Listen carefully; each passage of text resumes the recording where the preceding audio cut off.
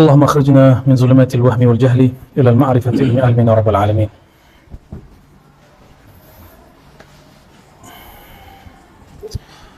Baik, ikhwah fillah, di kajian terbatas ini kita akan mencoba membedah kembali kitab Imamuna Syekh Al-Akbar Muhyiddin Ibn Arabi, ya. Banyak orang-orang membenci beliau, tapi mereka membencinya karena taklid pada gurunya, ustadznya. Kita tidak mau seperti itu, kita harus mengenal siapa sebenarnya dia, ya. Banyak yang mengira Ibn Arabi tidak bersyariat. Nanti kita coba lihat benarkah dia tidak bersyariat, ya.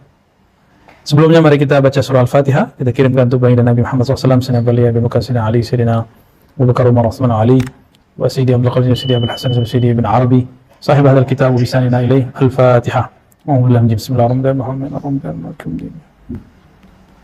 Syaratul ladzina an'amta 'alaihim ghairil maghdubi 'alaihim waladdallin. Amin. Allahumma shalli wa sallim barik ala sayyidina Muhammad. Pada pertemuan sebelumnya saya sudah menghantarkan tentang man huwa Ibn Arabi. Siapakah Ibn Arabi? Apakah akidahnya? Nanti ada kajian khusus mengenai akidah Ibn Arabi berdasarkan kitab Al-Futuhat Al-Makkiyah, insyaallah, ya. Bahwa dia la yakhruj min aqidati ahli sunnati wal jamaah. Dia tidak pernah keluar dari akidah Ahlussunnah dan Al-Jamaah, ya.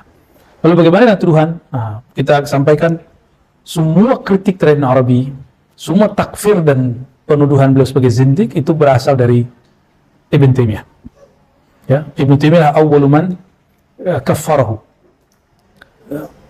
Bahkan Ibn Taimiyah dengan pemahaman yang tidak tepat mengkafirkan Ibn Arabi, tapi mengatakan man syakka fi takfir, ya, Ibn Arabi faqad kafar. Sampai ada ungkapan-ungkapan begitu yang kemudian muncul dari Taimiyin, kelompok-kelompok yang mengikuti Ibn Taimiyah, dan ini menyedihkan sekali.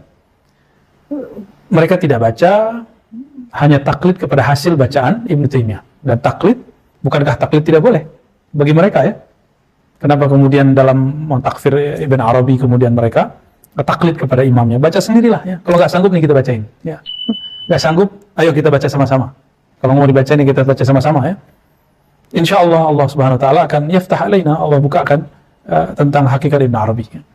Dan saya juga sudah sampaikan sebelumnya bahwa beberapa penulis ahlu sunnah di negeri kita ada yang salah faham juga tentang beliau, sehingga menyebut Ibn Arabi sebagai Syiah. Maka otomatis orang yang bahas Ibn Arabi dalam Syiah. Nah, nanti siap-siap Buya Asfi itu Syiah, Buya Al-Dawi itu Syiah, saya itu Syiah. Nggak ngerti berarti di Syiah itu apa. Syiah itu punya usul, punya furu. Ibn Arabi tidak pernah membangun akidahnya, membangun tasawufnya, syariatnya berdasarkan pemahaman Syiah, nggak ada, ya. Bahkan dia mengkritisi Syiah yang ada, mengkritisi Mu'tazilah, bahkan Asy'ariyah pun dikritik, ya, sebagian Asy'ariyah, ya. Nah, kita sekarang masuk insyaallah kepada bagian kalau sempat kita baca 3 fasal atau 2 fasal, ya. Yang pertama tentang an-nafs wal raja wal khauf. Kalau di sini fasal yang kedua, ya. An-nafs wal raja wal khauf ini tidak pembacaan harfan-harfan, tapi kita baca bagian-bagian terpenting saja. Wa qala, berkata Ibn Arabi, an-nafsu farsun jamuhun musarrahun mulajjamun muhayya'un lil rukubi fa in raqabtaha wa alqaita 'inanaha bi yadil aqli najawta wa in alqaita 'inanaha bi yadil hawa halakta fakhtar li nafsik. Jadi beliau mengatakan an-nafs, jiwa, ini jiwa kita ini dia eksis karena ada tiupan roh ke dalam jiwa. Inilah kenapa jiwa itu ada. Ketika roh itu diambil maka jiwa itu mati. An-nafs adalah kendaraan yang disiapkan untuk ditunggangi. Muhayya'un lirrukubi. Fa in raqabtaha wa alqaitaha inanaha bi yadil aqli najauta. Jika engkau menungganginya dengan akal rasio, engkau akan selamat. Ini sekarang muncul ada orang yang mengajak kembali ke Quran Sunnah tapi meninggalkan akal. Itu salah kaprah.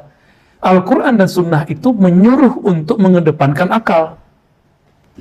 Karena akal lah cara untuk membaca Al-Quran dan Sunnah. Kalau nggak ada akal, Al-Quran dan Sunnah nggak bisa dipahami. Nah, orang-orang yang menghardik akal, yang menghina akal, yang menghina ulama-ulama yang menggunakan akal, mereka juga menggunakan akalnya. Nah, ini lucu, ya. Akal itu sesuatu yang diperintahkan Al-Quran untuk memakainya. Maka isti'malul aqli apa? Sunnatun min sunanin Nabi sallallahu alaihi wasallam. Itu adalah sunnah yang diajarkan baginda Nabi Muhammad sallallahu alaihi wasallam.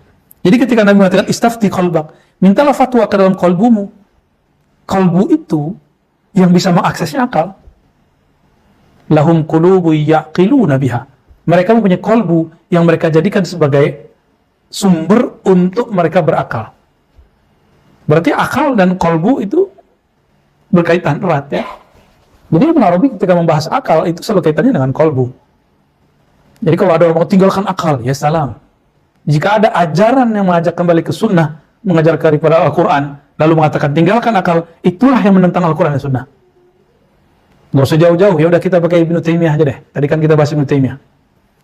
Ibnu Taimiyah, rahmatullah alaih, beliau menulis kitab Dar'ut Ta'arud Bainal Aqli wan Naql, menolak pertentangan akal dan nakal, akal dan teks. Jadi bagi Ibnu Taimiyah, Al-Quran itu adalah asasnya akal. Dan semua di Quran masuk akal. Prinsip awal Ibnu Taimiyah benar. Tapi Ibnu Taimiyah punya pemahaman sendiri. Bagi dia, pemahaman dia terhadap teks itu yang disebut masuk akal. Dan apa yang di akal-akal orang lain harus tunduk kepada pemahaman yang dia pahami itu. Itu aja masalah Ibnu Taimiyah, nggak ada lain. Konsep dasarnya dia oke dia. Nah, yang nggak oke itu ketika dimaksakan, misalnya di Quran. Summa stawa 'alal 'arsy. Allah bersemayam di atas aras. Dalam pemahaman akal Ibnu Taimiyah, Allah bersemayam di atas aras, turun dari atas ke bawah, benar-benar turun, tapi turunnya hanya Allah yang tahu. Benar-benar duduk, tapi hanya Allah yang tahu. Akal harus tunduk kepada itu akal versi Ibnu Taimiyah. Ya bolehlah. Dan dia tidak mengakui akalnya Ahlu Sunnah, Asy'ariyah, akalnya Mu'tazilah, akalnya Syiah, akalnya filosof. Ya nggak fair aja. Itu nggak fair ya. Ya, dialog akliyah aja. Akal dan akal. Jadi sebenarnya teks yang kita pakai sama dengan teks Ibnu Taimiyah. Yang berbeda adalah kemampuan akal kita yang berbeda. Dan jangan lagi ngomong, ente siapa bicara Ibnu Taimiyah? Lah, kita bisa ngomong balik, ente siapa?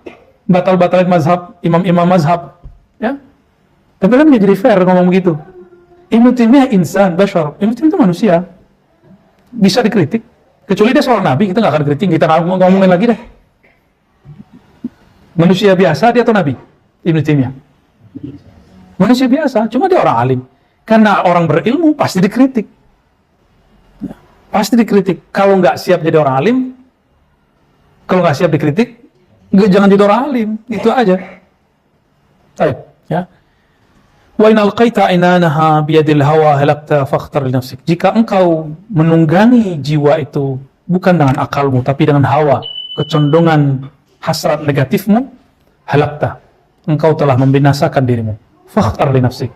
Maka pilihlah engkau menungganginya dengan akal atau dengan hawa.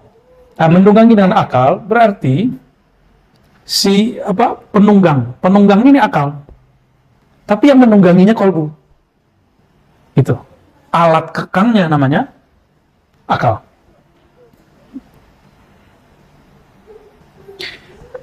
Kenapa kita mengatakan tadi bahwa akal yang dimaksud Ibn Arabi itu bersumber dari kolbu? Nah, inilah pasangannya an-nafsu wal-raja'u wal-khawf. Kata beliau, wa ma'aja'lika ainanaha fi yadil aql.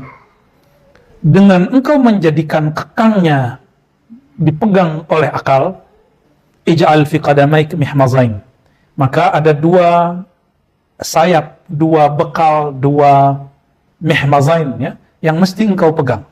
Yang pertama ar-raja di sebelah kanan, yang kirinya al-khawf. Nah, raja dan khawf itu di akal atau di kolbu? Itu kolbu semua. Jadi akal yang dimaksud oleh Ibn Arabi itu akal yang dalam surah Al-Hajj, afalam yasiru fil ard, ya, apakah mereka tidak berjalan di muka bumi? Lalu mereka berfikir, berakal dengan kolbunya. Lahum qulubun ya'qiluna biha, ya. Fa in affalta, ya. Fa in afalat inanuha yawman min yadil aqli. Jika dia lepas sesaat saja, sehari saja dari kekangan akal, dari tunggangan akal, wa aradatil khuruj anit tariq yaminan aw yasaran, lalu dia ingin cenderung kepada hawanya baik kiri kanan atau kiri, maka apa yang harus dilakukan? Aktifkan khauf dan raja, ya. Fahfuz biha min ghairi janib alladhi malat li fa innaha bi tawbi fa indama takhsha ad-darar fi nafsiha tahrub minhu فيهديها إلى استقامتها على الطريق وذلك أن تقف فإذا وقفت تمكن منها الأقل فأخذ عنانها بيدي وصار على طريقه. Ya. Nah, itu penjabaran tentang cara kerja ar-raja dan khauf. Ya. Jadi ketika ada nih, lihat ini mudaratnya lebih besar atau manfaatnya. Nah itu nanti si akal dengan khauf dan rojanya akan memilih. Jika dia lihat darar tahrub, gitu kan di teksnya. Dia akan pergi, dia akan lari. Tidur lama, nonton lama, zikir lama. Mana yang bikin tenang? Tapi kenapa kok orang nggak mau zikir lama? ya kan? Nah berarti kita belum pakai akal, udah sederhana aja. Makan banyak, nggak pernah puasa, sakit. Ini manfaat, kita bicara darar dan nafa. Kenapa kemudian orang udah tahu begitu, tidak mau berpuasa? Gitu. Orang yang bangun sebelum orang-orang lain bangun, minimal subuh aja bangunnya. Kalau nggak bangun sebelum subuh, atau bangun di saat orang tidur.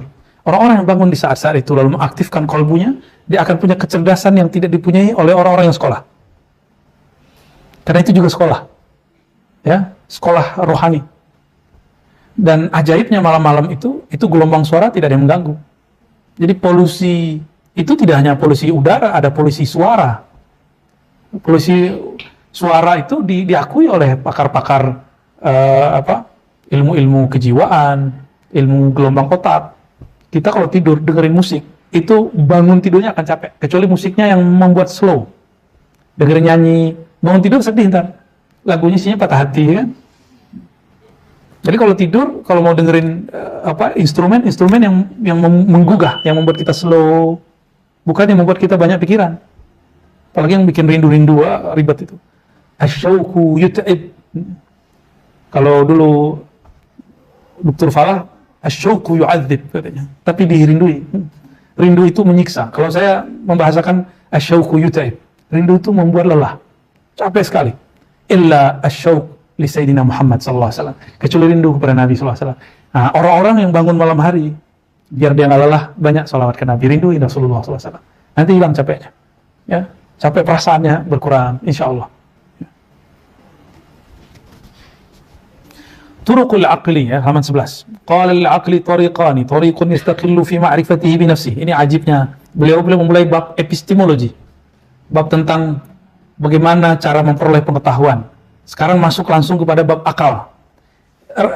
Ada 4, masih ingat epistemologi? Empirik, pakai baca indera, rasio, akal, eksperimen, percobaan, tapi masih sifatnya fisik. Eksperimen fisik melahirkan ilmu eksak, ilmu kedokteran, ilmu biologi, ilmu fisika terapan, ilmu pertukangan. Eksperimen ruhani melahirkan, jadi sama-sama zauq, sama-sama tajribah. Itu yang disebut mansara ala darbi wasala. Itu ungkapan sufi sebenarnya. Siapa yang tetap jalan, dia akan sampai. Ya. Eksperimen mencoba. Jadi kalau orang di lab kan masukin ini, jadinya apa? Kalau yang suka nonton film-film fiksi sains itu kan suntikin ke tikus. Ngapain ke tikus? Di dalam diri kita jadi tikus. Coba suntikan nama Allah. Apa jadinya nanti? Nah, dia akan membunuh monster di dalam ini atau minimal menjinakkannya. Ya. Coba mulai ya, yang sudah talqin zikir kepada syekh manapun, ustadz manapun dalam thariqah yang sudah mengambil zikir khafi, mulai coba semalam 1000 aja. Nggak sanggup 1100 deh, tapi pelan-pelan. Terus, nikmat, walaupun tertidur. Salah satu keberhasilan orang zikir khafi, zikir qalbu, dia berzikir dan dia tertidur. Berarti benarlah ala bidzikrillah tatmainnul qulub. Ketahuilah, hanya dengan menyebut nama Allah, qalbu menjadi rileks. Orang tidak bisa tidur, kecuali rileks, benar nggak? Coba banyak kerjaan, bisa ngorok. Dan saya senang sekali kalau ada lagi khutbah, terus orang ketiduran. Berarti dia rileks. Menghibur hati sebenarnya ya. Sebenarnya kesal juga sih. Cuma saya ngobrol dengan ahli-ahli psikologi dan mereka mengatakan itu bagus. Orang yang tidur lagi belajar, sebenarnya dia sedang aktif, matanya kan tidak aktif, tapi telinganya akan aktif. Jadi jangan heran kalau ada orang ketiduran, terus ditanya bisa jawab. Gitu. Itu bukan wali, biasa aja, santai aja ya. Teman-teman kita dari dulu banyak begitu kok. Kawan saya udah berapa orang begitu, dan dia bukan wali ya. Wali murid iya sih. Wali santri. Lil aqli tariqani. akal punya tarik. Berarti boleh berbicara tentang bab kedua. Bab tentang rasio. Lil aqli tariqani. Pada akal itu ada dua jalan. Nah, jadi akal itu bagaimana cara kerjanya akal? Yang disebut-sebut di Quran itu bagaimana cara kerjanya? Kan Al-Quran suruh mengatakan afala taqilun. Afala taqilun. Lalu tiba-tiba ada orang yang mengajarkan bunuh akal. Itu kan nggak benar, ya. Akal itu boleh tidak diaktifkan sesaat supaya yang kemudian disebut mati maknawi, tapi nggak boleh membunuh akal. Nah, ini dua hal yang berlainan itu, ya. Nah, kita akan memilah-milah hal-hal yang berlainan itu. Nah, akal adalah instrumen yang diperintahkan oleh Allah Ta'ala untuk selalu diaktifkan dalam Al-Quran, ya. Maka jika ada seorang sufi mengatakan istirahatkan, tidurkan akalmu, itu bukan berarti dia tidur. Justru itulah awal akal itu bangkit. An-nasu niyam fa idza matu intabahu. Manusia itu pada dasarnya dia tidur. Jika dia mati baru dia sadar. Jadi kalau guru kita bilang coba buang akal dulu, bukan berarti buang akal beneran. Ya. Itu maksudnya adalah matikan dirimu sebelum mati, ya. Kita memandang akal sebagaimana kita berusaha, ya, seperti Rasulullah mengajarkan. Walaupun kita nggak yakin amat 100% bisa mengikuti Rasulullah, nggak sanggup. Ya. Makanya di Quran, di Sunnah, misalnya dalam hadis, Nabi selalu mengatakan, "Shallu kama ra'aitumuni." Salatlah kamu seperti kamu melihat aku usolli. Tidak ada sallu ka salati. Salatlah kamu seperti salatku. Ini penjelasan Imam Nawawi. Ini bukan Ar-Razi yang menjelaskan. Ya, saya cuma minjam Imam Nawawi. Jadi Imam Nawawi memberikan sebuah pesan yang luar biasa. Ini dahsyatnya Imam Nawawi. Bukan sholat seperti Nabi yang dituntut, tapi sejauh mana engkau memandang Nabi. Baru seseorang itu disebut khusyuk, usul ilallah. Inilah yang kita sebut rabithah. Sholatlah kamu kama ra'aitumuni, seperti kamu memandangku.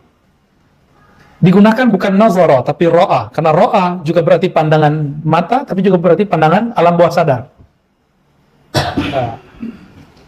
Jadi mungkinkah di zaman ini, di zaman Rasulullah sudah wafat secara fisik, kita merasakan seakan dipimpin oleh Rasulullah dalam sholat? Mungkin. Ini yang disebut rabithah Muhammadi, rabithah kepada Nabi Muhammad. Makanya saya mengatakan, saya meleburkan thariqat saya kepada Muhammadi. Karena kita kemudian diajarkan Rasulullah berrabithah kepada Nabi Muhammad SAW. Ini yang saya terima juga dari masyaikh-masyaikh saya. Yang mengajarkan ini mursyid-mursyid kita Naqsyabandi, mursyid-mursyid kita Samani, mursyid-mursyid kita di Khidriyah. Sama, ajarannya sama. Nggak jauh beda. Ya. Ada salah satu guru kita di Payakumbuh, namanya Abu Yamasri. Itu kalau sholat, apa kata beliau? Kalau engkau sholat, seakan-akan diimami sang guru besar, Al-Muallim Al-Akbar, Sayyidina Muhammad SAW. Seakan-akan engkau dipimpin oleh guru besar. Kalau bahasa kampungnya, guru godang. Guru godang. Guru besar Rasulullah SAW. Kalam ini kan terjemahan dari hadis Nabi. Kama ra'aitumuni usolli, seperti engkau melihat aku sholat, sama persis, nggak jauh beda. Jadi rabithah itu syirik nggak ada kaitannya dengan syirik. Rabithah itu adalah mahabbatu al-ummah li nabiyihim. Itu cintanya umat kepada nabinya, itu yang kita sebut rabithah al-Muhammadi.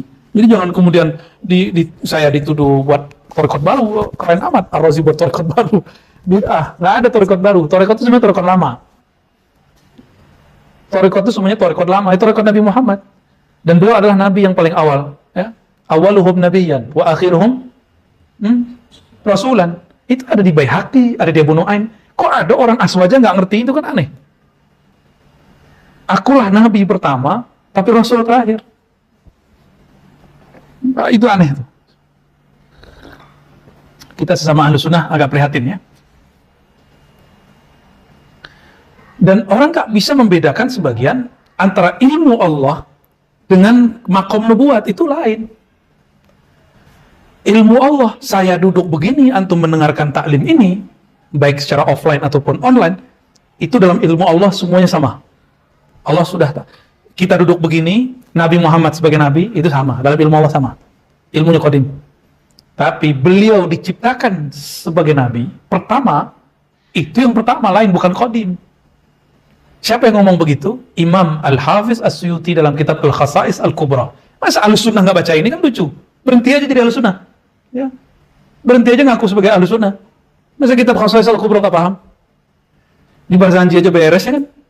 Di kitab-kitab, semua kitab-kitab untuk kita pakai sholawat itu sudah ada semua. Ya, itu di Barzanji tuh, berjanji ya, bitaqaddum al-awwaliyah. Masa nggak ngerti kan? Lucu.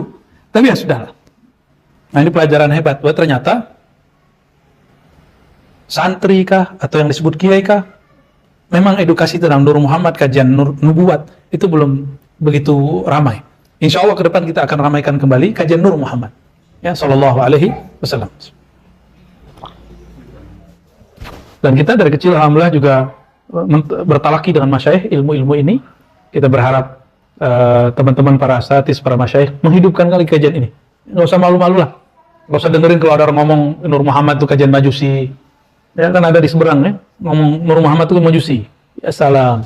Ya. Dan saya berulang lagi mengatakan bahwa yang pertama kali bahas ini generasi pertama di dalam Islam. Ya. Sahabat tabi'in. Dan yang paling kuat riwayatnya kepada Sa'id bin Jubair, murid daripada Abdullah bin Abbas. Ya. Baik. Tapi kita tidak sepakat kalau orang mengatakan Nabi bersabda, ya, la dina liman la aqla lahu, tidak ada agama bagi yang tidak berakal. Ini kalamnya benar, tapi bukan hadis Nabi. Tidak ada agama bagi yang tidak berakal. Maknanya benar, tapi ini bukan hadis Nabi. Karena Allah mengatakan afala ta'qilun. Apakah kalian tidak berpikir? Maka la dina liman la aqla lahu. Kalau orang tidak berakal namanya apa? Gila. Orang tidur lagi berakal nggak dia? Enggak. Orang apa tadi? Mabuk. Mabuk karena khamar, gila. Apalagi mabuk karena cinta kepada Allah. Kan ada yang disebut wali majzub. Itu bukan gila. Itu orang lagi kasmaran kepada Allah. Nah, orang-orang ini rufi'a al-aqlu, rufi'a al-qalam anhum. Hukum tidak berlaku kepada mereka, ya. Nah, akal ini dalam terjemahan lama itu ada yang menerjemahkan ide, ada yang menerjemahkan rasio, ada yang menerjemahkan pikiran. Tapi kembali kepada makna asalnya, al-aqlu iqalun. Akal itu sesuatu yang mengikat. Makanya benarlah lafaznya Ibn Arabi, dia kembalikan ke makna dasarnya. Jiwa ini siap dikendarai, kekangnya adalah akal. Akal yang akan mengekang. Nah, yang kemudian mengendarainya itulah qalbu. Ya. Walil aqli wa qala lil aqli tariqani, halaman 11. Akal itu punya dua cara, dua metode dalam memperoleh pengetahuan. Ini disebut kan epistemologi rasio. Bagaimanakah cara kerja rasio, akal, pikiran? Ada dua. Tariqun yastaqillu fi ma'rifatihi bi nafsihi. Metode pertama adalah metode yastaqillu fi ma'rifatihi bi nafsihi. Akal itu berpikir lalu dia mengerti. Dia berpikir lalu dia tahu. Ini yang disebut I think I exist. Saya berpikir maka saya ada. Itu kan filsafat siapa? Descartes ya. Descartes singkat saya.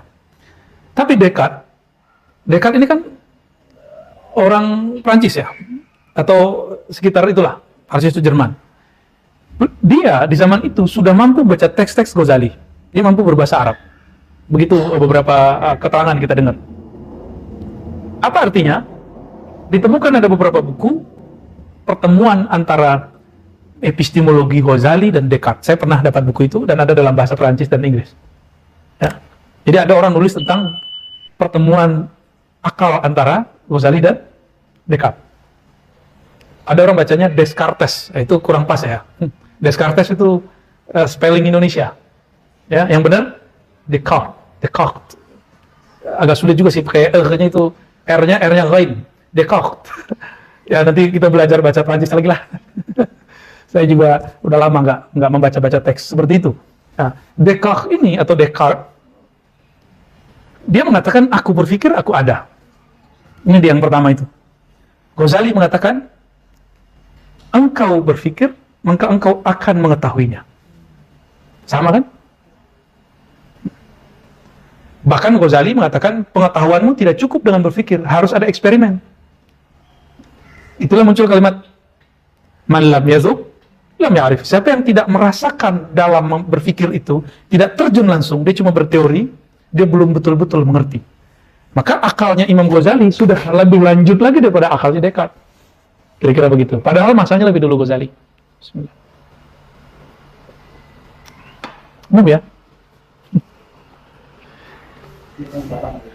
Hmm.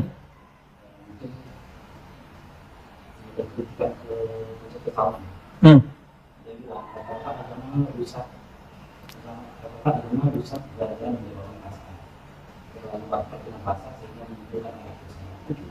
Sehingga menimbulkan hmm. Oke, oke. Enggak, itu gagal paham aja. Tasawuf itu tidak pernah dia bertentangan dengan akal, karena mereka beda jalur. Akal juga tidak boleh kemudian cross, dia kemudian nyimpang, dia nyebrang ke wilayah tasawuf. Jadi tasawuf wilayahnya disebut makulat. Akal, maka objeknya disebut makulat. Apa yang disebut makulat? Objek-objek yang layak difikirkan.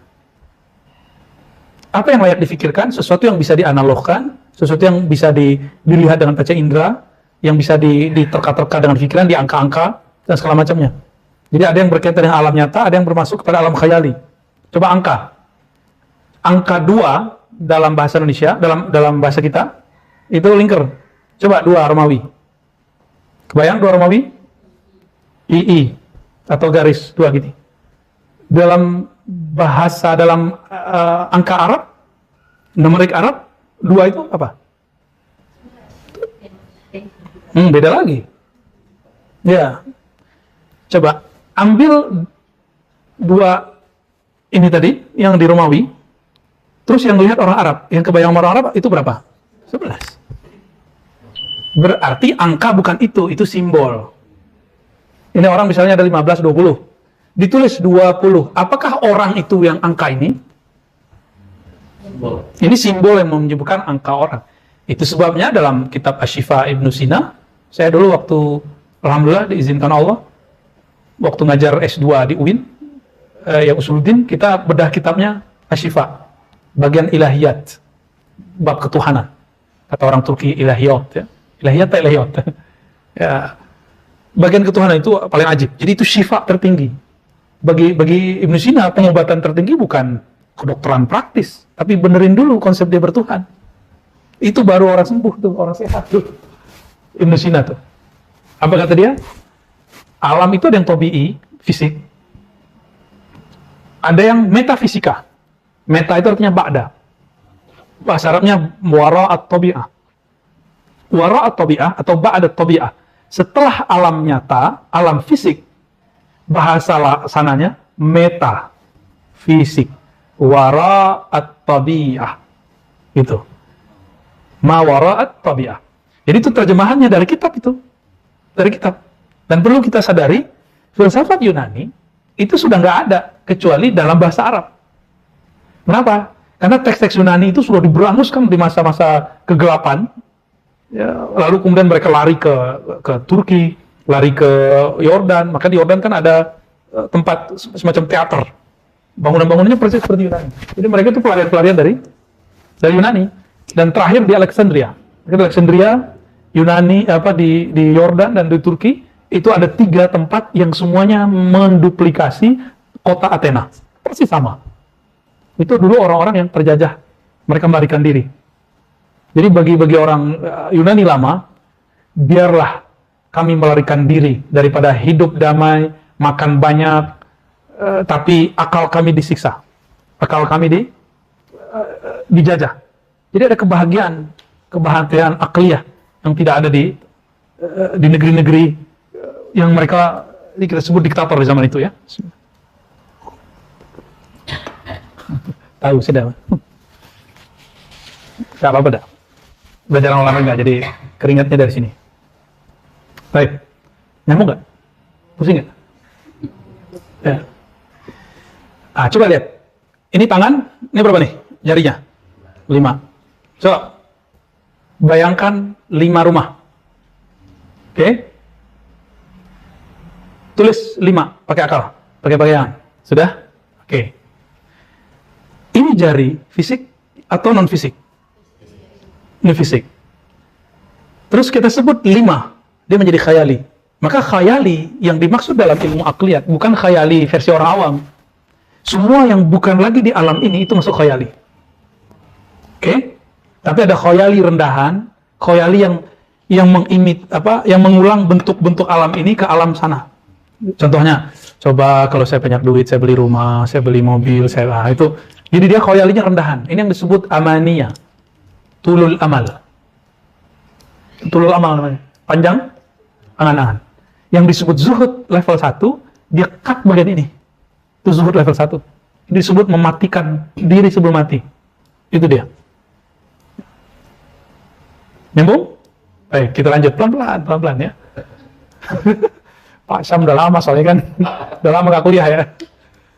Ya ini, orang ngomong ini dulu gak perlu kuliah. Mereka di majelis-majelis begini. Ya.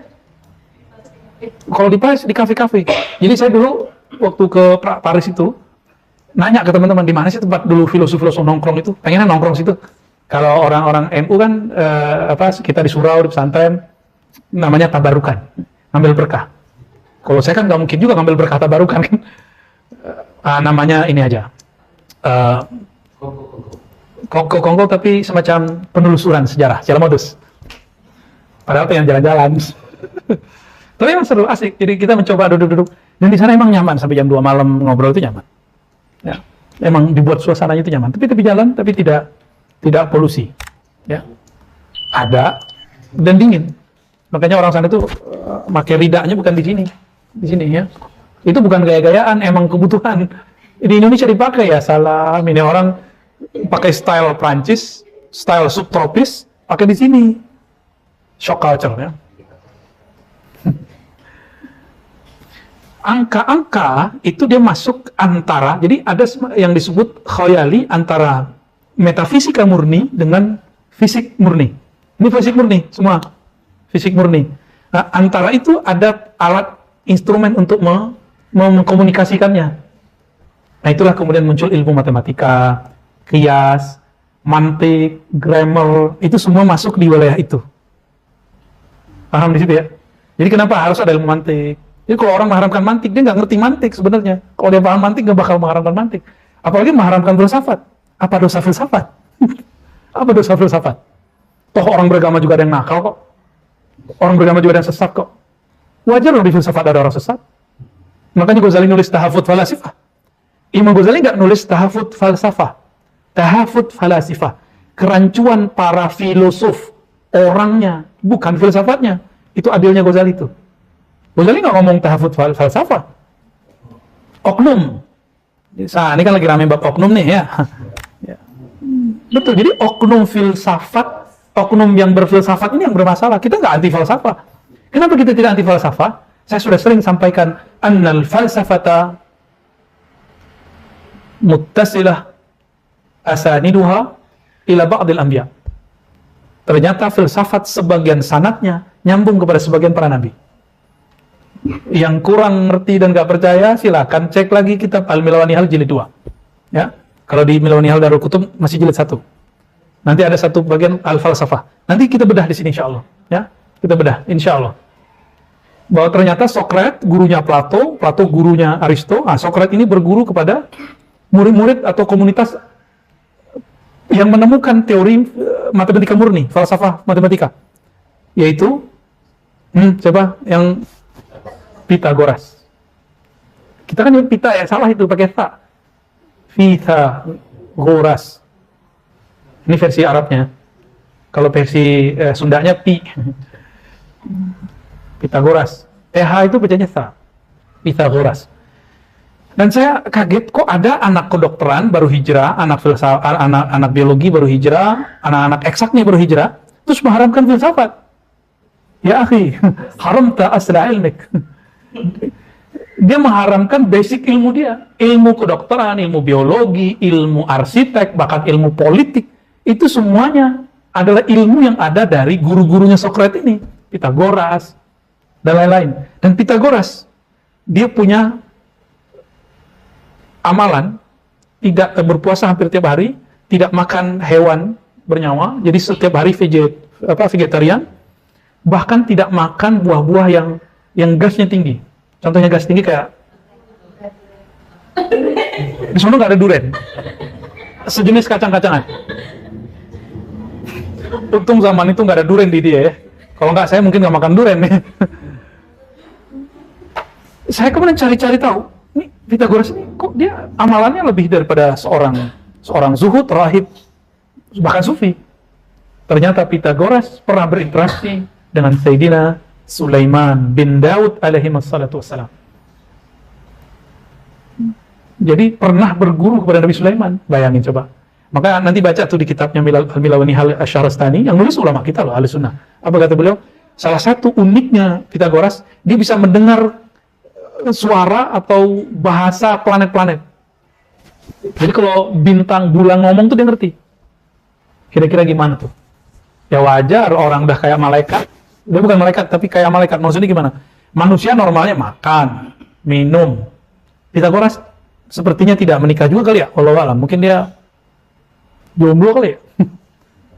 Mungkin dia sudah pernah menikah terus meninggalkan. Ya, tetap tidak sempurna. Yang sempurna Nabi Muhammad, beliau menikah, beliau puasa, beliau juga berbuka, beliau punya anak, itu yang sempurna. Tapi ini loh, ada model-model begini, Pitagoras. Jadi kalau sekarang ada torekoh-torekoh begitu ya maklum lah. Berarti dari jalur Nabi Sulaiman. Tapi Nabi Sulaiman, istrinya 400. Kenapa muridnya begitu ya? Heran saya. Cuma memang tidak ada riwayat mengenai beliau menikah atau gimana. Ya, wallahu a'lam bishawab. Maka kajian-kajian akal itu bukanlah kajian orang Yunani saja. Itu adalah kajian ajaran para nabi, ya, alaihi wassalatu wassalam. Maka bagi saya tidak fair mendiskriminasi, itu istilahnya benar nggak? Apa membuat pemisahan ilmu agama, ilmu umum, dikotomi, sahih. Tidak benar kita kemudian melakukan dikotomi antara al-faslu baina ad-din. Ini kan lucu. Giliran saya ngajak, ayo kalau politik praktis serahkan ke ahlinya. Kalau ajaran akhlak politik kita boleh ngomong di atas mimbar, tapi politik praktis jangan ngomong. Kita dibentak, ente memisahkan agama dan filsafat, agama dan politik. Nah, siapa yang bisa misahin? Justru dia yang misahin antara filsafat dan agama. Bagi kita ini tidak terpisah. Ini dua hal yang perlu kita pelajari dua-duanya, ya. Baik. Nah, jadi akal, objeknya disebut dengan ma'kulat. Rasio, maka objeknya disebut sesuatu yang rasional. Jadi jangan lagi ngomong, oh nggak logis. Nggak logis itu bahasa orang hukum atau bahasa orang mantik. Kalimatnya, strukturnya tidak bagus. Kan ada namanya had saghir, had kabir gitu. Premis 1, premis 2, kesimpulannya nggak nyambung. Ini yang disebut tidak logis. Jadi tidak logis berarti struktur kalimat yang digunakan kalau dipecah-pecah bermasalah. Orang ini wajib belajar logika atau mantik. Mau logika ala barat, logika ala yang ada dalam ajaran Islam itu sama. Hasilnya nanti akan muncul kalimat-kalimat yang gampang dicerna dan masuk akal gitu. Nah, itulah ilmunya orang-orang yang bisa berdebat. Nah, kan ada orang pintar ngomong doang, pintar bentak-bentak doang, ada kan? Coba kita nonton tiap hari tuh, yang bisa bentak-bentak aja, nggak nyambung. Jadi kalau disebut tidak logis dengan tidak rasional, beda. Tidak rasional berarti akal tidak dapat menangkap pesan darinya, tidak dapat menangkap meaning dari objek itu. Itu disebut dengan tidak rasional. Bahasa Inggrisnya irasional. Irrasional. Ghair ma'kul bahasa Arabnya. Ghair ma'kul. Tidak masuk akal. Tidak masuk akal. Lain dengan fauqal akal, wara'al akal, itu lain. Metafisika itu ada yang dapat dicapai oleh akal, ada yang di atas kemampuan akal. Nah, untuk mengatasi itu, datanglah kemudian Al-Farabi, Ibnu Sina. Teori mereka mirip tapi berbeda pada ujungnya, tapi intinya sama. Mereka kemudian membagi ada namanya akal mustafid, akal yang dapat mencapai makna. Ada akal fa'al, akal aktif. Itu dibedakan. Imam Ghazali menerima istilah ini lalu dia islamkan. Jadi itu istilah disyahadatkan oleh Imam Ghazali. Jadi teman-teman, sudah aman kalau kita baca filsafat lewat pintu Ghazali. Kalau yang tidak sanggup berjibaku sendiri. Tapi kalau yang sudah mandiri, boleh buat pintu sendiri. Silakan. Nggak usah kemudian bilang pintu Imam Ghazali memundurkan umat Islam. Kurang ajar ente namanya. Ya? Ayo sini kita diskusi. Di bagian mana Imam Ghazali memundurkan umat Islam? Boleh kita uji. Jangan-jangan pikiran dia yang mengundurkan umat Islam. Kalau mau maju, jangan cari kambing hitam. Kalau mau maju, cari jalan keluar. Ini ciri-ciri orang benar. Ya, besok kita bantai kambing ya. Ini kan biasa nih tabiat-tabiat syaitannya. Hati-hati. Setan ketika dia terusir dari surga, dia mencari kambing hitam. Ini Bani Iblis. Kalau Bani Adam nggak begitu. Bani Adam mengatakan Rabbana zalamna, kami yang salah. Ngapain kemudian menyalahkan Ghazali? Ya. Membaca filsafat lewat pintu Ghazali justru lebih aman dan lebih maju. Karena Ghazali tahu kesalahan Al-Farabi Ibn Sina. Ya, ini yang nggak dibaca orang. Saya yakin mereka nggak ngerti juga tuh kritik Ghazali terhadap Ibn Sina dan Al-Farabi. Apa kata Ghazali? Ghazali ini kan anti taklid ya. Walaupun dia mengatakan taklid itu boleh untuk orang awam, tapi tercela bagi orang-orang yang alim, berakal. Ibn Sina Al-Farabi hanya taklid kepada Aristoteles. Aristotle gitu bisa juga dibaca begitu. Kalau dalam kitab sih ditulisnya Aristu atau Aristoteles di kitab. Benar ya, Dr. Fala ya? Sahih? Kalau enggak, kritikan ya. Kritiknya nggak usah bilang antum saya ini apa gitu. Ya bilang aja nggak apa-apa. Baik. Jadi Ghazali mencoba membangun kesadaran, ente kalau berfilsafat, hidupkan lagi dong semangat filsafat yang sebenarnya, yaitu tidak taklid. Kok malah taklid lagi ke siapa tadi? Aristoteles. Dan makanya kita mendengar Al-Farabi, gelarnya apa? Al-Muallim Ats-Tsani, the second teacher, guru besar kedua. Guru besar kedua. Setelah siapa? Pertama Aristo. Apa kata Ghazali? Farabi ini istilahnya juga banyak yang keliru. Contoh, kita tidak pernah menggunakan istilah jauhar kepada Allah. Jauhar artinya zat. Yang boleh hanya sebut zatullah. Ini versi Ghazali. Tapi Al-Farabi menulis jauharuhu, jauhar Allah. Ini yang dikritisi oleh Imam Ghazali. Tapi saya memaklumi itu kenapa Al-Farabi mencoba menerjemahkan. Dia baru sanggup istilahnya sampai di sana. Karena dia tidak seorang teolog, dia tidak menemukan kalimat yang pas. Jadi bagi saya itu tidak masalah untuk zamannya. Kita ikuti pola yang sudah disebutkan Imam Ghazali ya. Yang Ghazali yang dipakai bukan yang Farabinya. Jauhar itu kan inti dari sesuatu subjek. Ada subjek, intinya itu disebut dengan apa nyebutnya? Hakikatnya, esensinya, mahiyahnya. Tapi belakangan mahiyah sudah jadi istilah sendiri, ya, dan lain sebagainya. Hakikoh sudah sendiri juga, walaupun mahiyah itu hakikotus syai' maknanya. Jadi bahas filsafat ya. Ya biar nyambung sama ini. Jadi kuliah filsafat tadi. Ya, sesat sudah kita nih ya. Kata kawan. Tambah sesatnya Ar-Razi nih, bahas filsafat tadi. Ya. Kalau membahas akal sesat, silakan buang ayat-ayat yang menyuruh kita menggunakan akal. Berani nggak? Dan ternyata tidak ada kitab suci di alam semesta yang paling banyak mendorong akal supaya aktif kecuali Al-Quran. Coba cek semua kitab suci yang pernah diyakini. Tapi aneh, hari ini kok ada orang yang beragama Islam, yang ingin kembali kepada Al-Quran dan Sunnah, tapi pesan meaning yang ada di Quran Sunnah dia tidak paham. Ya lagi-lagi taklid lagi.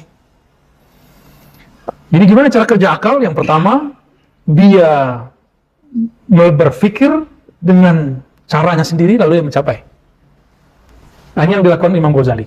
Imam Ghazali itu baca filsafat cuma setahun, murajaah 2 tahun, menulis ke tahun ketiga. Jadi kayak skripsi.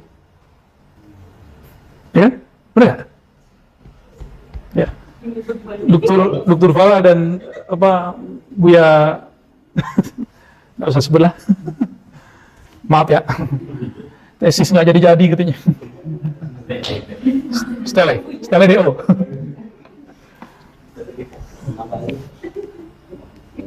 Ini belum nih, gimana ceritanya? Ya, ini kalau belum beres kita kerjain terus ya. Nah, yang kedua, cara kerja akal, jika dia tidak sanggup menemukan polanya sendiri, bahannya sendiri, instrumennya sendiri, maka dia meminjam yang lain. Ya, wa tariqun la ya'rifuhu illa bidilalati ghairi. Nah, apa objeknya? Objek untuk mengetahui sesuatu yang rasional itu bisa dengan yang metode pertama. Tapi Allah bisa nggak dikenal dengan akal? Kalau wujud Allah bisa. Wujud itu berarti Allah ada atau tidak, pencipta ada atau tidak. Pakai akal cukup. Tapi bagaimanakah sifatnya Allah? Bagaimanakah cara berkomunikasi dengan Allah yang disebut ibadah? Ini tidak sanggup akal mendapatkannya. Nah, disinilah hancurnya falsafahnya Mu'tazilah menurut Ibnu Arabi. Ya, jadi Mu'tazilah itu mengatakan akal tanpa wahyu sanggup beribadah, akan wajib menyembah Allah, dan dia tetap berdosa kalau dia musyrik. Mu'tazilah ini maksudnya benar, tapi ternyata prakteknya nggak benar juga, nggak adil kan? Kan nggak adil. Akal ini tidak tahu cara komunikasi dengan Allah. Gimana dia mau beribadah? Akal itu hanya sanggup membuat analog. Jika kursi ini, meja ini ada yang membuatnya, apalagi alam semesta. Jadi mereka akal ini hanya sanggup mengisbat sifat. Sifat yang basic, yaitu wujud. Nah, itu. Nyambung? Tapi gimana caranya untuk berkoneksi dengan dia? Berkomunikasi dengannya? Akal nggak sanggup. Maka akal perlu yang lain. Ini yang disebut wahyu. Ini yang disebut wahyu. Jadi ada dua metode akal. Maka yang wahyu itu pun itu bagian dari akal. Namanya akal tafwid atau akal taslim. Akal menyerahkannya kepada wahyu. Menyerahkan. Jadi akal kita ini disebut akal minor. Sedangkan wahyu itu akal akbar. Al-aql al-akbar. Itulah sebabnya kenapa Al-Farabi ketika bertemu ini kan antara ide filsafat dengan wahyu, Al-Farabi itu berusaha untuk mencoba mencari titik temunya. Ketemulah istilah akal fa'al, akal awal, akal dua, akal satu, akal tiga, sampai 7, sampai 9, sampai 10. Ibnu Sina menyebutkan 10, dia menyebutkan 9. Kita nggak perlu menyebutkan berapa jenis akal, karena nanti yang 10, 9 itu dia analogkan dengan tata surya. Dia analogkan aja. Akal satu seperti matahari, dialah akal satu yang menerangi gitu. Berkaitan. Nah, kita nggak menggunakan istilah seperti itu. Cuma supaya tahu aja. Supaya tahu. Akal satu, dia tunggal. Kenapa dia satu? Karena la yasdur illa minal ahad. Fahuwa wahid. Jadi akal satu, akal yang pertama, dia cuma satu, tunggal. Karena dia berasal dari yang maha tunggal. Allah SWT. Itulah yang disebut kemudian oleh Imam Ghazali dengan istilah-istilah ruhka, gitu. Tapi Imam Ghazali lebih mengambil istilah yang ke-10. Jadi akal yang terakhir disebut akal fa'al. Akal fa'al ini akal aktif. Inilah yang disebut malaikat Jibril. Imam Ghazali. Jadi Imam Ghazali mensyahadatkan istilah-istilahnya Al-Farabi. Ini akal fa'al ini. Kita di sini ada akal.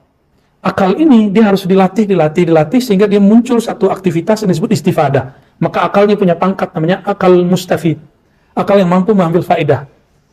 Jika akal ini dilatih terus berkontemplasi, berzikir, membersihkan daripada waswas, syak, penyakit-penyakit kejiwaan, penyakit-penyakit cinta dunia, maka si akal akan mampu berkomunikasi dengan akal fa'al. Gitu. Inilah cara Al-Farabi menjelaskan proses kenabian. Gitu. Jadi para nabi dan para filosof, bedanya kata dia, kalau filosof dia mencoba mencari semampunya, baru ketemu fa'al. Kalau nabi, akal fa'al itu yang turun kepadanya. Sehingga ada asumsi bahwa Al-Farabi ini mengatakan lebih keren filosof karena dia nyari. Kalau bagi saya enggak, lebih keren yang didatangi, berarti orang ini spesial. Kenapa dia spesial? Karena dia sudah sanggup memutus dirinya dengan alam. Sehingga akal fa'al mampu berkomunikasi dengannya. Ya? Ya, murid-murid itu nanti pembahasan setelah ini. Nanti ada di sini. Di halaman 13-nya. Oke? Siap dilanjutkan? Nah, refill dulu. Oh, kayaknya udah mau habis nih. Ya. Kelas. Biar. Allahumma sholli wa sallim barik ala sayyidina.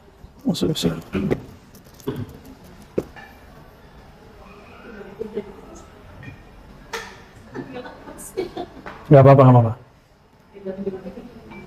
Ya, taruh sini aja. Baik, lanjut. Jadi lebih tinggi yang mana? Yang pertama, akal mampu mengenalnya sendiri. Atau yang kedua? akal tidak sanggup sendiri, tapi kemudian dia dibantu dengan yang lain. Tunggu dulu, yang kedua ini dua jenis.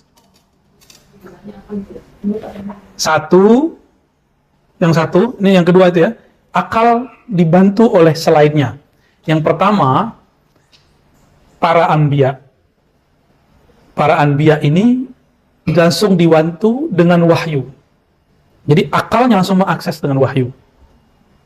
Oke. Yang kedua, selain para anbiya. Selain anbiya ini juga ada 3. 1 aulia, 2 uqala, 3 awam. Juhala. Jadi yang pertama siapa tadi? Aulia. Aulia karena dia mewarisi konsep kenabian, maka ruhnya, akalnya masih sanggup mengakses itu. Disebut ilham. Jadi akalnya terbantu oleh ilham. Uqala ini kita sebut ulama, pemikir, cendekiawan. Mereka tidak sanggup mengaktifkan kolbunya, sang rasa itu. Maka dia menggunakan teks yang diwariskan oleh Nabi dalam bentuk wahyu. Jadi wahyu yang tadi turun ke kolbu Nabi diturunkan menjadi teks. Teks ini dijadikan panduan oleh kelompok uqala. Terlihat? Yang masih mengikuti metodologi kenabian awal itu aulia. Karena uqala tidak sanggup, uqala ini bisa fuqaha, muhaditsin, usuli, filosof. Mereka ini nggak sanggup. Maka mereka cukup berpegang dengan teks. Coba lihat, tinggian mana aulia atau uqala? Akal aulia atau akalnya uqala? Akalnya aulia, karena dia dekat dengan kenabian. Dan yang terakhir, itulah kelompok awam, muqallidun, orang-orang yang taklid. Nah, taklid ini tinggal milih, antum mau ngikut yang mana? Ngikutin uqala atau ngikutin aulia? Karena nggak mungkin langsung ke Nabi, nggak sanggup. Nggak ada yang sanggup. Ini yang disebut sanad akal. Akal pun bersanad. Sanad kita ke uqala, ahli akal, ahli fikir, atau ke aulia. Kalau saya mengambil dua-duanya.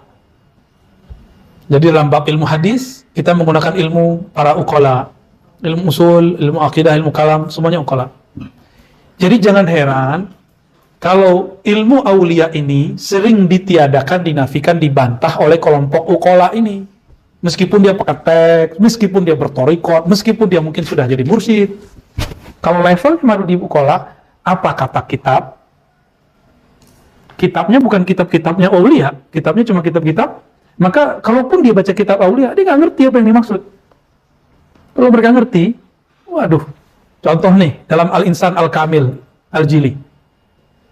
Apa kata Imam Al-Jili? Saya melihat guruku Ismail Al-Jabarti. Ismail Al-Jabarti itu ada generasi yang senior dan junior. Ini yang senior. Dia mengalami apa yang pernah dialami oleh Shibli. Imam Shibli, coba antum kaget ini teks kalau ada. Apa kata Shibli? Ishhadu anni Rasulullah, kata Shibli. Kan bahlul itu kalau orang sekarang ngomong, wah ini kufur ini. Saksikan bahwa aku Rasulullah, kata Shibli. Tapi murid Shibli faham apa yang terjadi pada Shibli. Itu ngomong bukan Shibli. Imam Shibli lagi sakar, lagi mabuk. Seakan-akan dia seperti orang di teater, terlalu menghayati bagaimana hadis-hadis Nabi mengatakan aku Rasulullah. Sampailah dia kemudian menghayati rasa itu, terkalamkan. Jadi dia itu sedang merepetisi kalam Nabi, cuma bukan dengan kesadaran ini, tapi dengan kerinduan yang dahsyat.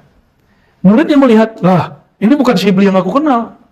Inilah waris Nabi, nur Nabi yang ngomong. Jadi yang ngomong saat itu bukan Shibli, tapi kewarisan Nabi yang muncul di dalamnya. Nur itu yang berbicara. Kalau Shibli mah bukan Rasulullah. Makanya muridnya tidak mengkafirkan Shibli. Ya kan? Ibnu Taimiyah tidak pernah mengkafirkan Shibli. Bahkan mengatakan ma'fuun anhu, dimaafkan. Ibnu Taimiyah bisa maafin Shibli loh. Ini kok ada orang tarekat nggak paham maksud ulama tarekat yang lain terus mengkafirkannya. Berarti ente lebih bebal dari Ibnu Taimiyah. Ya, parah lah itu. Ya, ngeri aja ngelihatnya. Orang kok takfiri sesama ulama tarekat, sesama pengamal tasawuf. Kan aja aneh itu. Ya. Ismail Jabarti juga sama. Tapi dia tidak berkalam seperti Shibli. Apa kata Imam Jili? Aku menyaksikan dia ala surati Muhammad sallallahu alaihi wasallam. Tapi beliau kasih kaidah. Ini bukan hulul, bukan ittihad, bukan reinkarnasi. Selesai kan? Kan orang bayangin, wah dia bayangin hulul ittihad. Ternyata istilah itu muncul belakangan namanya tanazul. Saya menyebutnya bukan tanazul, tawarus. Warisan spirit. Karena al-ulama warasatul anbiya. Maka orang yang mengatakan itu, dia kutub. Bukan karena dia mengatakan itu, tapi karena dia sampai di makom itu, terjadilah hal ini sebagian. Tapi ini nggak terjadi semua orang ya. Nggak di semua kutub terjadi itu. Ini contoh. Karena akalnya Al-Jili sudah dibantu dengan ilham, dia paham apa yang terjadi pada gurunya. Tapi akalnya Uqala yang biasa melihat, oh, ini Ismail Jabarti sudah mengajarkan reinkarnasi. Ini nggak ngerti, reinkarnasi beda dengan kejadian itu hal, sakar, orang lagi mabuk. Ya. Nah, di sini kita perlu ada kebijaksanaan membaca teks apa saja, ya. Mungkinkah itu terjadi lagi nanti? Mungkin. Nanti kita ketemu lagi ada wali di sudut mana, di kampung mana, di pulau mana, di benua mana, ngomong begitu kita nggak heran. Itu bukan dia. Karena yang kita tahu dia seorang Ahlus Sunnah. Ya. Kira-kira begitu. Apakah benar Ibn Arabi meremehkan syariat? Karena orang-orang mengatakan tasawufnya Ibn Arabi tasawuf falsafi. Sebenarnya istilah tasawuf falsafi tidak relevan, tidak cocok untuk Ibn Arabi. Dan saya sudah membantah di tesis kita, ini mau cetak, jadi nggak nih? Hah? Mau kita cetak insya tesis tentang teologi ulama tasawuf Nusantara. Karena istilah Islam Nusantara kan sudah aman ya. Itu tesis dulu dibuat tahun 2009-2010. Ya, dulu belum ada istilah Islam Nusantara. Pas rame nggak jadi cetak, takut salah paham. Ya, kita ngerti maksud Islam Nusantara itu bukan Islam Jawa, Islam Bugis, Islam Sunda, bukan. Tapi namanya zaman politik. Nah, guru kita yang baru meninggal, Pak Azmuri Azra, orang Muhammadiyah yang tidak menolak Islam Nusantara, dia nggak pernah nolak karena dia ngerti maksudnya. Dia konfirmasi langsung kepada yang membuat, kayak Ma'ruf Amin, ya, dan lain-lain, ya. Jadi orang kalau sudah akalnya hidup aktif ya seperti beliau lah. Azmuri Azra, ya. Fayanbaghi lil insan an yanzura ayya tariqin yaqsud. Nah, maka manusia harus tahu jalan mana yang dia mau tuju.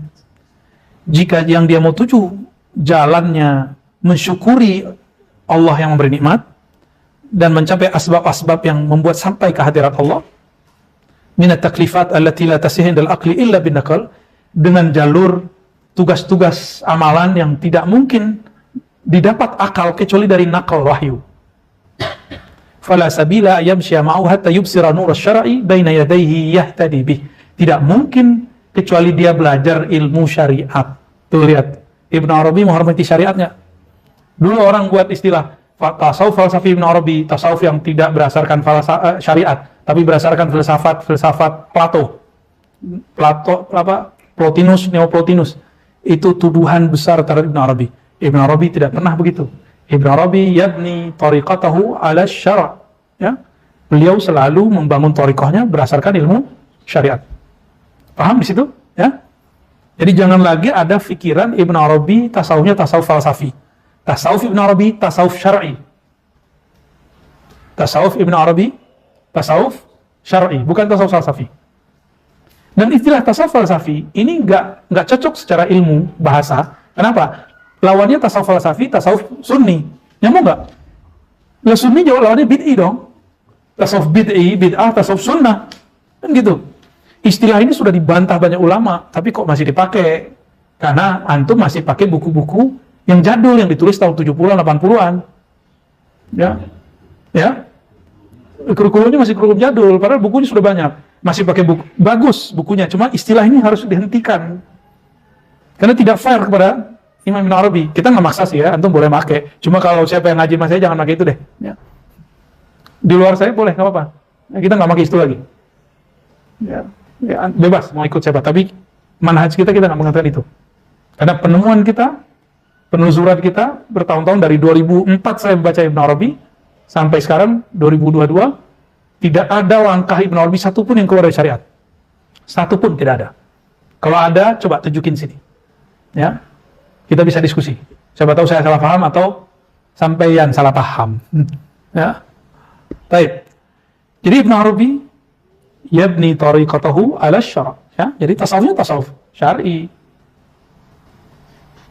فإن لم يبصر ذلك أمسك عنانك وأوقف رسولك وجه رسولا منك بفتيلة الاجتهاد يقيد من سراج الشرع فإذا جاء بها ألقيت على عنان بيده وصار بك إلى السعادة. Kamu sudah berusaha mencari dalam syariat, tapi tidak bertemu persoalannya, tidak. Jadi ada suatu persoalan tidak dapat diselesaikan dengan teks-teks yang kau tahu. Nah, bedakan. Bukan berarti syariatnya tidak mengcover masalah itu, tetapi pengetahuanmu terhadap teks dan syariat tidak mengcover itu. Apa kata beliau? Maka majukanlah rasulan minka bifatilatil ijtihad. Kamu aktifkanlah instrumen baru namanya ijtihad. Namanya ijtihad. Ya. Nah, ijtihad ini orang-orang kampus, orang-orang santren ini harus mulai nih ijtihad. Jangan kemudian berhenti.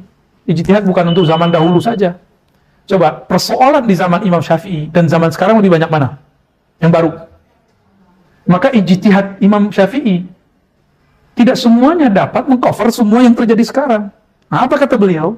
Kamu lihatlah kalam-kalam Nabi, lalu ijtihad imam terdahulu seperti imam kita Imam Syafi'i, maka kemudian engkau berijtihad tapi mengikuti pola-pola Nabi dan pola pewaris para Nabi. Ini yang disebut yuqiduha min sirajis syara'. Engkau menghidupkan api semangat ijtihad itu dengan bahan-bahan syariat, bahan-bahan orang-orang yang mengikuti syariat. Ini yang disebut dalam ungkapan ulama kita dulu, Gus Dur sering menggunakan ini, al-akhzu bi qadimil salih, apa al-muhafazatu alal qadimil salih wal jalbu wal akhzu bil jadidil aslah. Udah lama nih kita nggak dengar orang baca ini ya, menjadidah. Jadi melestarikan yang lama, yang relevan, lalu menemukan yang baru. Prinsipnya sama. Seharusnya MUI, kalau di NU itu Bahsul Masail, kalau di Tarbiyah Islamiyah apa ya? Hisbah, lembaga fatwa, apapun istilahnya. Ini jangan kemudian berkutat untuk masalah yang dulu yang nggak terjadi hari ini lagi, tapi yang sekarang dan besok. Idealnya begitu.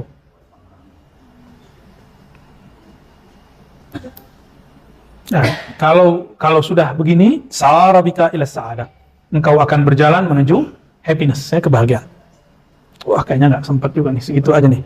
Wa in salakta tariqa ma'rifatil ma'bud wa haqa'iqa al-wujud wa tasir nur syar'i annahu min al-haq fala yahtaju fi dhalika ila nur syar'i bal al-aqlu lahu al-bahthu ala dhalik wa taftish ala al-anwar allati tahtadi biha ila dhalika al-maqam wa amsik inanaka waqif makanak wa arsilhu baridan yabhath an hadha an-nur al-burhani wa dalil al-fikri fa idha wajadahu حصل عليه عرفت أن ذلك النور الشرعي الذي يهتدي به حق وأنه موصل إلى سعادة الأبدية والدرجات.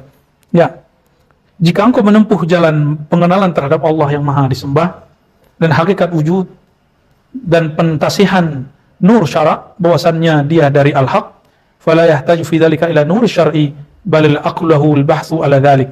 Nah, maka tidak perlu kepada teks-teks biasa, tapi dia memerlukan tidak hanya sekedar teks biasa kalau diterjemahkan secara umum, dia memerlukan akal yang lebih. Nah, maksudnya gini, kebanyakan orang terjebak kepada apa yang kita sebut hari ini menghafal teks, bukan memahami teks. Padahal memahami teks itulah pesan teks yang sebenarnya. Coba ada dua orang berdiri, satu hafiz Quran, satu paham Quran. Mana yang paling dibutuhkan di dunia ini? Tapi kalau nggak ada yang hafaz Quran, gimana? Siapa yang mimpin sholat? Ya, ini orang ini sama-sama diperlukan. Tentu lebih afdol dia hafiz plus dia faham. Itulah mujtahid. Dan mujtahid nggak mesti hafal semua ayat, cukup ayat-ayat hukum. Jika dia ahli fikih, ayat-ayat hukum ada sekitar 400. Jika dia ahli akidah, ada sekian ratus. Jika yang perlu ya, sebenarnya semua ayat itu perlu, tapi ada yang lebih urgent gitu. Begitu juga tentang bab tasawuf dan lain sebagainya.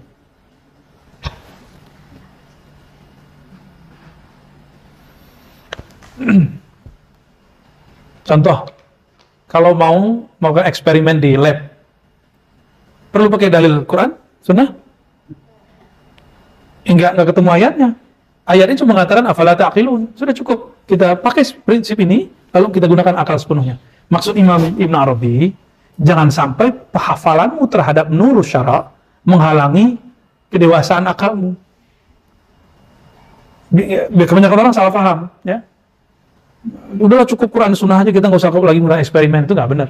Contohnya nih, di Quran Sunnah, di Sunnah misalnya ada lafaz alaikum bil habbati sauda, hendaklah kamu konsumsi habatus sauda. Cukup di situ? Enggak, udah ini kita taruh kitabnya, kita eksperimen. Apa sebenarnya yang terjadi pada orang yang konsumsi habatus sauda? Nah, itu eksperimen. Itu namanya akal. Tajribiyah akliyah. Baru muncul disebut an-nur al-burhani wa dalil fikri.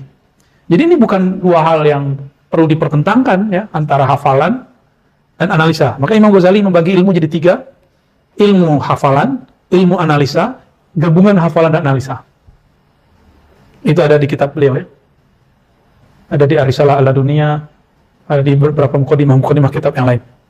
Hafalan, terus analisa. Nah, analisa ini ada analisa akal murni, ada analisa terapan. Akal murni melahirkan ilmu akidah, ilmu usul fikih, akal terapan melahirkan orang-orang lab. Maka saya dengan penuh keinsafan menyebut peneliti-peneliti yang mereka murni meneliti itu ulama. Peneliti biologi, peneliti fisika, peneliti alam-alam itu ulama. Nanti mereka mentok akan mengenal Allah SWT. Gitu, ya. Adakah arogansi di mereka? Ya, sebagaimana di usul fikih ada orang yang arogan, ada orang berdebat, ada yang saling bantah-bantah, sama di sini juga saling bantah. Tapi ingatnya apa? Saya mengkonsumsi habatus sauda bukan karena hasil eksperimen si ulama farmasi saja, tapi karena basicnya mengikuti Rasulullah SAW. Yang itu cuma motivasi, tapi niat awalnya mengikuti Rasulullah SAW. Gitu. Jadi seandainya nanti ada penemuan bahwa habatus sauda itu bermanfaat, itu tidak akan menambah iman saya. Ada penemuan bahwa habatus sauda tidak menyembuhkan, juga tidak akan membatalkan keyakinan saya kepada Rasulullah SAW. Kira-kira begitu. Pahamnya adab-adabnya, ya. Nah, dia menyebut istilah ini dengan an-nur al-burhani wa dalil al-fikri. Jadi jangan heran jurnal-jurnal kedokteran sekarang itu antara satu jurnal lain itu ada perbedaan yang luar biasa. Contoh ini ada orang yang meneliti air yang dimantrakan. Hasil penelitian ternyata ada yang meneliti bahwa itu muncul kristal-kristal secara mikro. Dilihat dengan benda yang bisa memperbesar kelihatan. Tapi ada yang membantah, mengatakan, oh yang meneliti dia bukan seorang dokter, bukan ini. Lalu mereka menemukan sesuatu yang lain. Nah ini tabiatnya ilmu tajribiyah, ilmu eksperimen. Ya. Eksperimen itu kebenarannya juz'i, parsial. Jadi dia terbagi-bagi. Jika di sini berantem, bukan berarti asalnya batal. Penemuannya aja yang beda. Maka nanti jika ada orang dibacakan ayat Quran kepada air, sembuh. Ada yang dibacain nggak sembuh, itu bukan salah baca Qurannya. Itu masalahnya di eksperimennya. Apa kata beliau di ujung? Ya, halaman 12. Wa illam tataqaddam laka hadhihi al-ma'rifah saraita fi zulm al-jahala wa khabatta fi 'ashwa muslimah amya haythu la zilla wa la ma' fa halakta fi nafsika wa halakta man i'tanaka wa tabi'aka fabhasu an hadaini an-nurain waqtadu bi hadaini al-'alamain tarshudu insyaallah. Nah, jadi yang dia sebut tadi ad-nur al-burhani, cahaya burhan. Burhan itu pembuktian. Ad-dalil al-fikri, dalil-dalil rasio. Kalau orang tanya, mana dalilnya? Dalam Sahih Bukhari, bab ini, itu namanya dalil naqli, dalil nas. Dalil nas ini, kalau bagi ulama-ulama terapan tadi, ukala, itu mesti diuji. Mereka harus diuji. Contohnya ada riwayat, jika lalar masuk ke dalam air, benam, maka ambil lalarnya, benamkan dengan sayapnya sekali lagi. Lu megang sayapnya kayak sulit. Mana sayap yang tadi masuk, mana sayap yang tadi nggak masuk. Karena di salah satu sayapnya ada racun, ada bakteri, ada penyakit. Di yang satu lagi ada penawarnya. Dan begitu di hadisnya. Hadis Bukhari loh, sahih. Saya percaya Nabi tidak akan salah. Tapi mungkinkah ada rawi yang keliru? Bisa jadi. Atau mungkin eksperimen saya yang belum nyampe. Gitu. Siapa tahu saya belum eksperimen. Sampai hari ini kan belum ada eksperimen kan? Masih ngoceh-ngoceh aja yang ada. Oke. Ini contoh bahwa kalau cuma teks, ini namanya nur syar'i. Nur syar'i. Jangan berhenti di hafalan teks, pengetahuan terhadap indeks hafalan, indeks dalil. Harus masuk kepada dunia eksperimen. Eksperimen itu menghasilkan temuan-temuan, kesimpulannya, tadi hipotesa menjadi tesis, tesisnya itu disebut an-nur al-burhan, disebut burhan. Ya, prosesnya itu disebut dengan tajribah. Ya, boleh juga disebut dengan ad-dalil al-fikri. Gitu ya, jadi ada burhani, ada syar'i.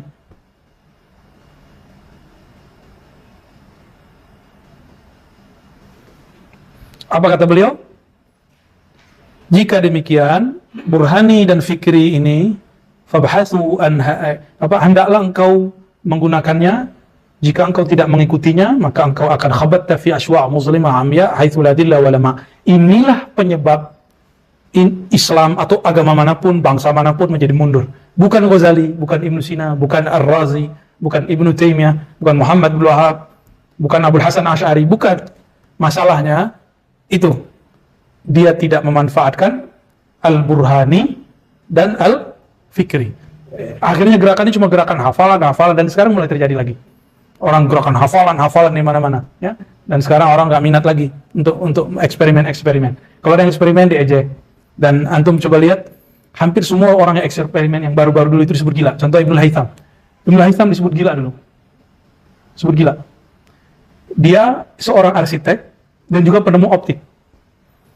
Karena arsitek dia gagal, jadi dia itu sedang membangun cara supaya sungai Nil tidak tumpah ruah dan bikin banjir. Rajanya kecewa, dia mau ditangkap, dia pura-pura gila. Memang orangnya sepura-sepura gila gitu ya, memang gila. Dia punya imajinasi, tapi imajinasi dia ini nggak kewujud. Teamworknya nggak bekerja, akhirnya gagal. Sungai Nil nggak tetap kemudian meluap. Ibnul Haytham dicari-cari oleh tentara, polisi di zaman itu, kemudian mau ditangkap. Tapi dia kayak orang gila, pakai baju cuma jumping, ngomong-ngomong sendiri, nggak pakai serbannya dicopot. Coba lihat, kalau orang gila kan gitu kan, rambutnya diacak-acak, nanti ngomong sendiri. Dalam batin dia, gue selamat. Meninggal rajanya, jadi dia hitung, ini raja bakal meninggal karena udah sakit, stres, mati. Itu ada sekian berapa tahun, dia kemudian pulang ke rumah, dia potong rambutnya, dia rapiin jenggotnya, pakai lagi serban kayak biasa, jubah kayak biasa, lalu dia melakukan eksperimen terhadap optik. Maka bapak optik yang membuat kita punya kamera hari ini, kacamata hari ini, itu adalah Ibnul Haytham. Dan dia disebut gila di zamannya. Pernah juga pura-pura gila. Ini orang Ibnul Haytham. Baik. Ujungnya beliau mengatakan, fabhasu an hadaini nurain. Maka carilah dua nur ini. Ya. Dua nur ini, nur syar'i dan nur double tadi apa? Burhani dan fikri. Dua nur ini enggak boleh dipisah. Syar'i jalan, burhani fikri jalan. Ya. Waqtadu bihadainil alamain tarshudu insyaallah. Engkau gunakanlah itu, ikutilah itu, insyaallah engkau akan mendapatkan jalan yang lurus. Kira-kira itu pengantar Imam Ibn Arabi untuk kitab Al-Inbah. Semoga tidak pusing. Wassallallahu ala sayyidina Muhammad. Subhanakallahumma wa bihamdika asyhadu an la ilaha illa anta astaghfiruka wa atubu ilaik. Assalamualaikum warahmatullahi wabarakatuh.